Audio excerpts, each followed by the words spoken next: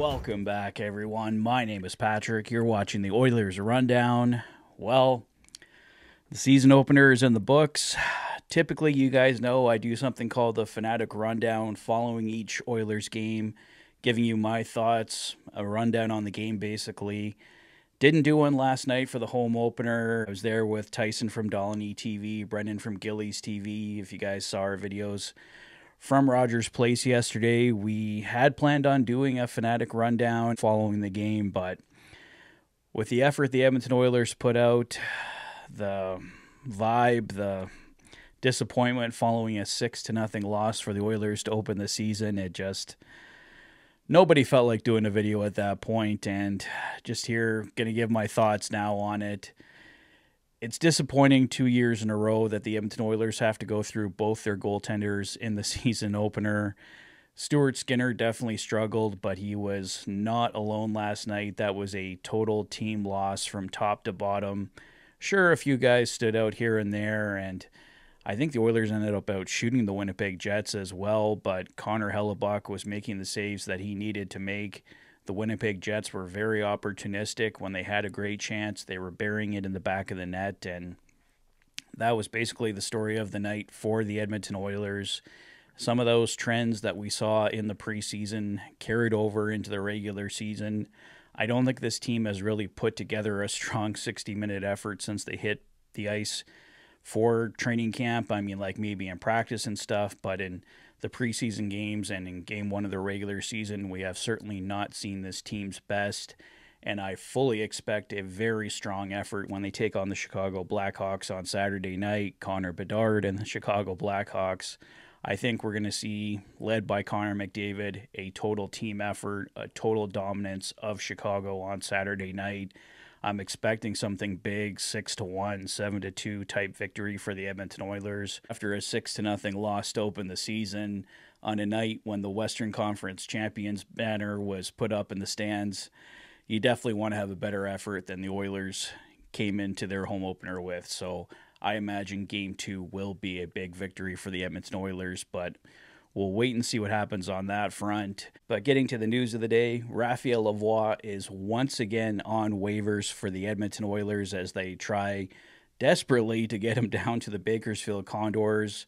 They believe it was the Colorado Avalanche who also put in a claim on Raphael Lavoie yesterday. The Oilers successfully claimed him back, but because a second team put in a claim, the Oilers had to put him back on waivers today to get him down to Bakersfield.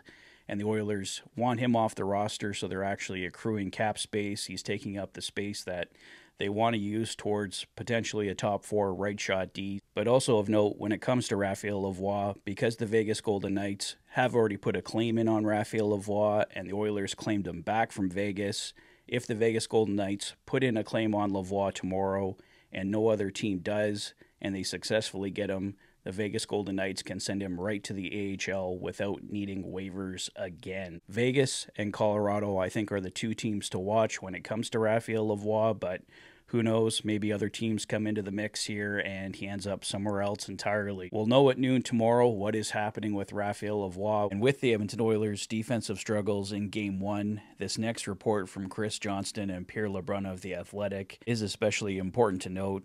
Mark Giordano, Kevin Shattenkirk, and possibly even Justin Schultz are still being connected to the Edmonton Oilers. Johnston and LeBrun report that the Oilers are staying in contact with Kevin Shattenkirk's camp.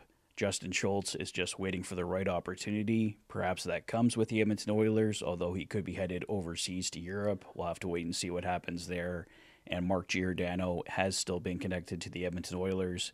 He views them as a potential landing spot, so we'll see what happens here, guys. Edmonton Oilers keeping all options open on the free agent market front as they look for more defensive help going forward. The Edmonton Oilers did announce they have their autograph session coming up on October 23rd from 6 till 8 p.m. at West Edmonton Mall. So if that's of interest to you, definitely mark it in your calendar. Wednesday, October 23rd, 6 till 8 p.m. Oilers autograph sessions at West Edmonton Mall. I wanted to give a special shout out to Matt and Jake with OEG. Matt and Jake are both great guys, good friends. If you're looking for season tickets, I know they were pretty close to being sold out completely, but you see those guys on the concourse at Rogers Place.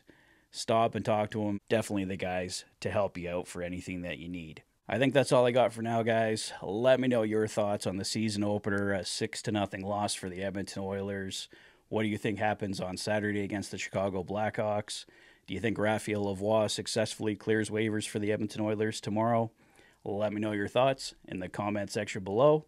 If this is your first visit to the channel and you like what you see, please consider liking and subscribing for all the latest Oilers content. You've been watching the Oilers Fanatic.